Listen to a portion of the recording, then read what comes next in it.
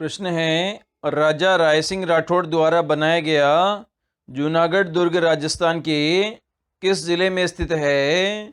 तो ये बीकानेर जिले में स्थित है जूनागढ़ दुर्ग, जो कि बीकानेर के राजा राय सिंह के द्वारा बनवाया गया है। अगला प्रश्न है, पशु पक्षी फल फूल वृक्ष आदि का चित्रण किस चित्रशैली में अधिकतम और विश्वसनीय हुआ है? तो ये बूंदी चित्रशैली में हुआ है। किसका चित्रण हुआ है? पशु पक्षी फल फूल वृक्ष आदि का चित्रण हुआ है।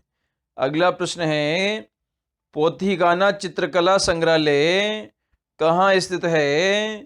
तो ये जयपुर जिले में स्थित है पोथीगाना चित्रकला संग्रहालय।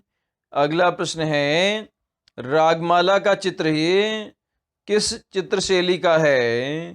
तो ये अलवर शैली का चित्र है रागमाला का चित्र। अगला प्रश्न है, मूमल किस शैली का प्रमुख चित्र है जो वहाँ के राजप्रसादों की प्रमुख शोभा है? तो ये जैसलमेर चित्रशैली का चित्र है मूमल, जो कि वहाँ के राजप्रसाद मतलब जहाँ राजा निवास करते थे इनकी प्रमुख शोभा है। अगला प्रश्न है, बुझे हुए रंगों का अधिकतम प्रयोग किस शैली में हुआ है? तो ये नागौर चित्रशैली में हुआ है बुझे हुए रंगों का प्रयोग। अगला प्रश्न है, राजस्थान में सबसे ऊंचा पठार है? तो ये उड़िया का पठार है जो कि सबसे ऊंचा पठार है। अगला प्रश्न है, पिछवाइयों के चित्रण का मुख्य विषय है? तो इसमें श्री कृष्ण लीला है जिसमें कृष्ण भगवान का जो चित्र होता है उसके पीछे जो आकृति बनाई जाती है उसे क्या बोलते हैं? उसे पिछवाइयाँ कहते हैं।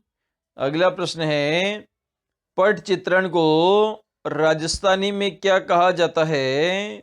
तो इसे फड़ कहा जाता है पट चित्रण को।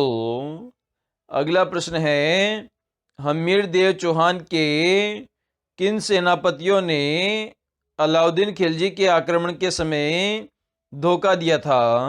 तो दो सेनापति थे, रतिपाल और रणमल। इन्होंने हमीर देव चौहान को धोखा दिया था और किले के दरवाजे का जो रास्ता है वो अलाउद्दीन खिलजी के सैनिकों को बताया था। अगला प्रश्न है, सीकर जिले में स्थित मंदिर है?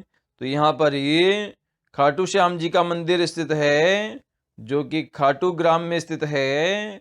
जीर्ण माता का मंदिर और रेवासा गांव में स्थित है। हर्षनाथ जी का मंदिर भी सीकर में स्थित है। तो ये तीनों ही मंदिर कहाँ स्थित है? ये सीकर जिले में स्थित है। खाटू श्याम जी, जीर्ण माता और हर्षनाथ जी का मंदिर। अगला प्रश्न है, राजस्थान राज्य मानवाधिकार आयोग का मुख्यालय कहाँ स्थित है? तो ये जयपुर जिले में स्थित है राज्य मानवाधिकार आयोग का मुख्यालय। अगला प्रश्न है, डूंगरशाही ओढ़नी किस कला से संबंधित है? तो ये आपके बोटिक कला से संबंधित है डूंगरशाही ओढ़नी।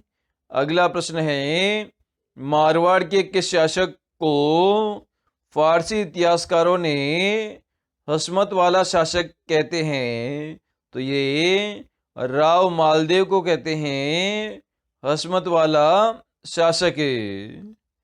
अगला प्रश्न है, अरावली पर्वतमाला राजस्थान के दक्षिणी पश्चिमी भाग में सिरोही से प्रारंभ होकर उत्तर पूर्व में किस जिले तक फैली हुई है? तो ये उत्तर पूर्व में खेतड़ी झुंझुनू तक फैली हुई है और इसकी कुल लंबाई 550 किलोमीटर है और ये राजस्थान का लगभग 10% हिस्सा कवर करती है अरावली पर्वतमाला।